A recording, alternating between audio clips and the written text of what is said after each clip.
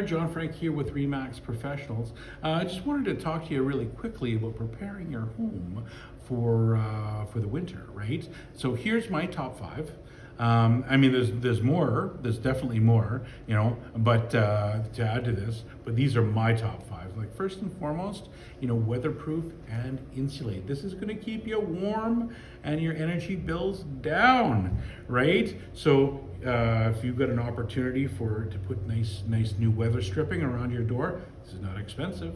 Same with the stuff on the bottom of your door, just to keep the drafts out, also not expensive, right? And I tell you, landlords especially, if you keep that weather stripping all nice and tidy, right, and keep the doors sealed, hey, you're not going to pay the most tax this year for sure, right? Also a great time to add a bit of extra insulation to your attic.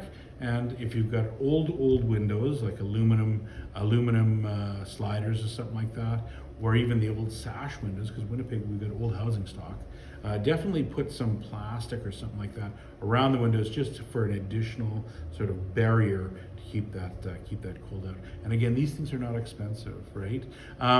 Number two, this is a prime opportunity to have your heating system looked at by a pro.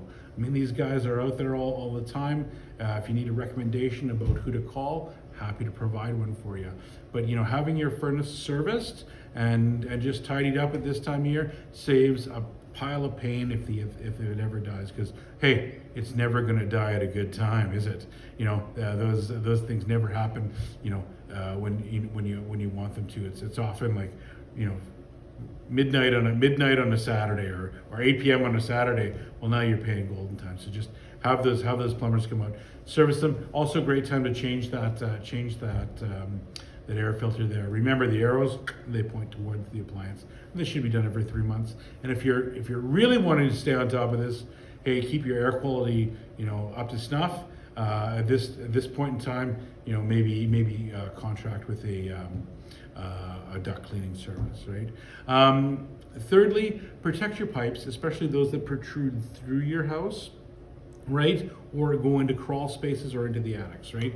So the ones that protrude through your house, there's typically two types, right? There's the exterior water tap. If you have a new one, they're not so bad, right? Because as you turn them off, the valve's actually about 8 inches into the house, right? If you don't have one of those, there's often a shutoff and then a little nipple. So make sure you've disconnected your garden hose, open up the tap, close the tap on the inside, not necessarily in that order, and there's that little nipple on the inside. Just give it a turn and it'll drain that tap into like a cup or a little pail. At this time, I would recommend just putting a little bit of closed cell polystyrene or insulation around them. They're the same sort of stuff that pool floaties are made out of, the pool noodles, right? Doesn't cost a lot of money. It's a couple bucks for 2-3 feet of that, and you don't need much. Same inside of crawl spaces, because you never know, if the heater in your crawl space is going to be working or fouled or whatever. So just that'll protect your pipes under there. The other type of pipe that protrudes through the wall of your home, that's your sump pump pipe, right? Discharged, right? So make sure that hose is the discharge hose is taken off, right? And if you have that opportunity, some of them have a valve that allows that water to flow into your main sewer line. Or have something set up where that sump pump, if it does engage, and hey, stuff happens.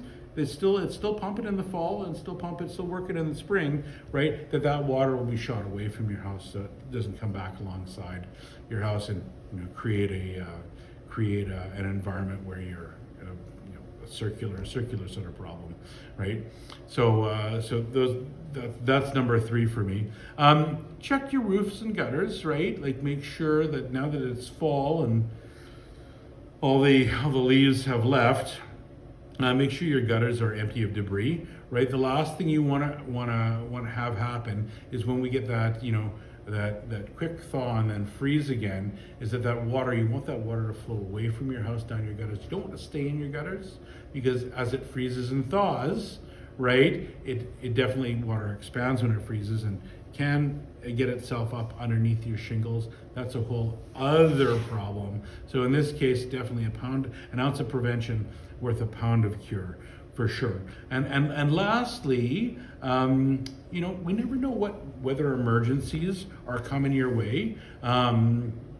So as we saw a number of years ago in Eastern Canada, ice storms, right, that knocked out the power grid there. Not that we have a ton of that type of weather here in Manitoba, but it does happen from time to time. Or squirrels, they're kind of lousy getting into those transformers up on the telephone poles, especially if you're in an older area, right, or out in the country. So things that you could you should probably have would be blankets, candles, tinned food, and potable water. Just set aside, right?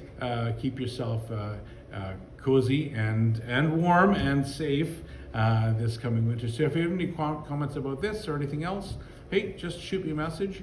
Happy to help. You all stay safe. Enjoy a warm and cozy winter.